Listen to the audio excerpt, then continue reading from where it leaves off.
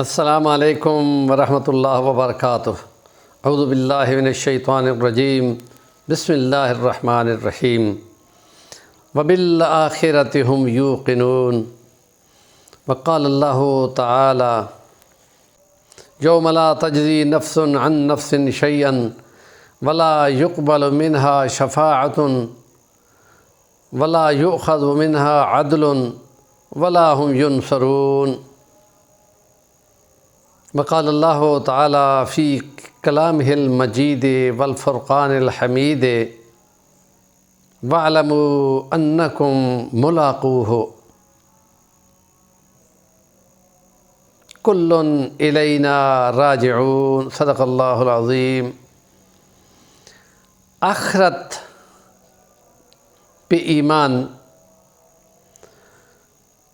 روز قیامت محشر کے میدان میں بندوں نے خدا کے سامنے پیش ہونا ہے، اور خدا یہ کلام میں کہہ چکا ہے کہ ہر ایک نے اکیلے اکیلے آنا ہے اور خدا سے ملاقات کرنی ہے۔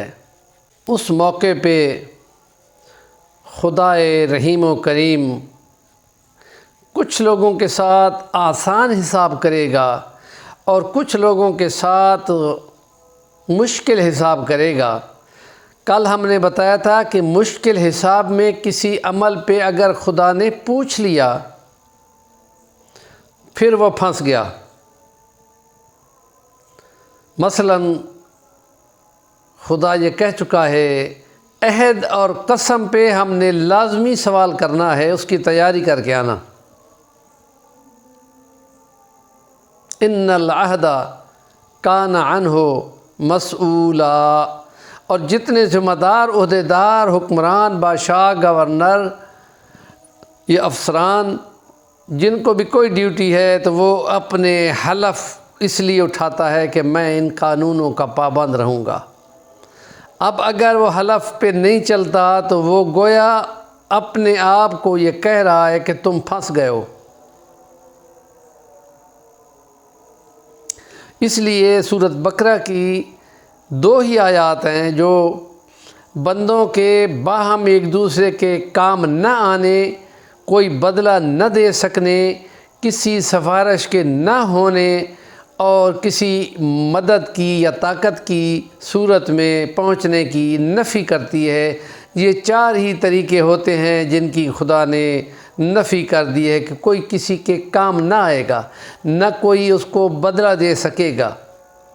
بدلے کے لیے قرآن میں اور جگہ خدا نے بتا دیا کہ اگر زمین سے آسمان بھر کر کسی کو سونا دیا جائے کہ اس کو معاف کر دیا جائے اتنے بڑے سونے کی قیمت کے برابر، تو خدا کہتا ہے میں نے قبول ہی نہیں کرنا۔ اور پھر رہ جاتا ہے شفاعت اور سفارش، تو خدا کہتا ہے کہ اس کو کوئی نفع نہ دے گی۔ دوسری جگہ پہ ہے کہ خدا قبول نہ کرے گا۔ اور ولا هم ينصرون، کوئی فوجیں لے کے آئے یا طاقت لے کے آئے تو خدا کے مقابلے میں ایسی کوئی طاقت ہے ہی نہیں۔ یہ 4 طریقے ہیں، چاروں کی نفی کر دی۔